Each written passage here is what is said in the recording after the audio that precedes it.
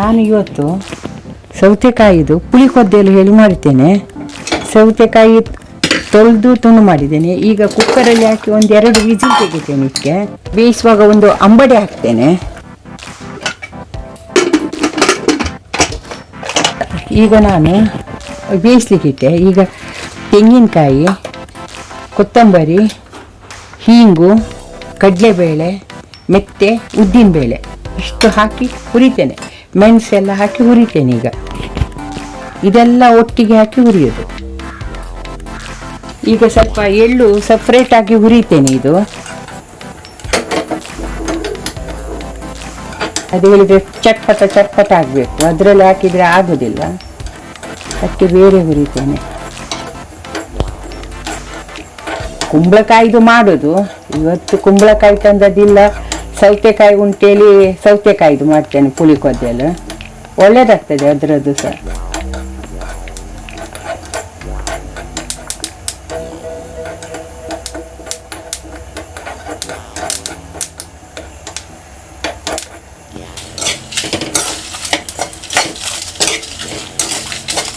ನೋಡಿ, ಈ ಥರ ಕೆಂಪಗೆ ಹುರಿಬೇಕು.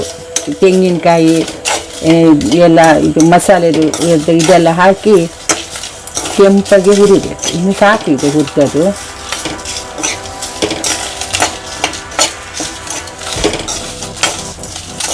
ಸೌತೆಕಾಯಿ ಬೇಯಿಸಿ ಆಯಿತು. ಇದಕ್ಕೆ ಬೆಲ್ಲ, ಉಪ್ಪು ಹಾಕ್ತೇನೆ. ಮಸಾಲೆ ಹಾಕಲಿಕ್ಕೆ ಸ್ವಲ್ಪ ಉಪ್ಪು ತಾಗಲಿ, ಅದಕ್ಕೆ ಬೆಲ್ಲ ಎಲ್ಲ ಕರಗಲಿ. ಉಪ್ಪು ಬೆಲ್ಲ ಎಲ್ಲ ಕರಗಲಿ, ಮತ್ತೆ ಮಸಾಲೆ ಹಾಕ್ತೇನೆ. ಉಪ್ಪು ಬೆಲ್ಲ ಹಾಕಿ ಬೇಯಿಸಿದೆ. ಈಗ ಮಸಾಲೆ ಹಾಕ್ತೇನೆ.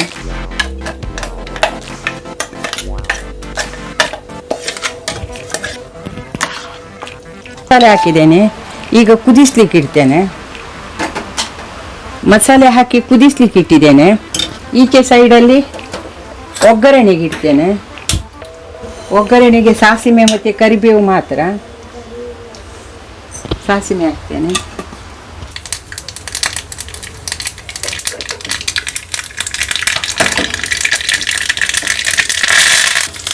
ಒಗ್ಗರಣೆ ಹಾಕ್ತೇನೆ.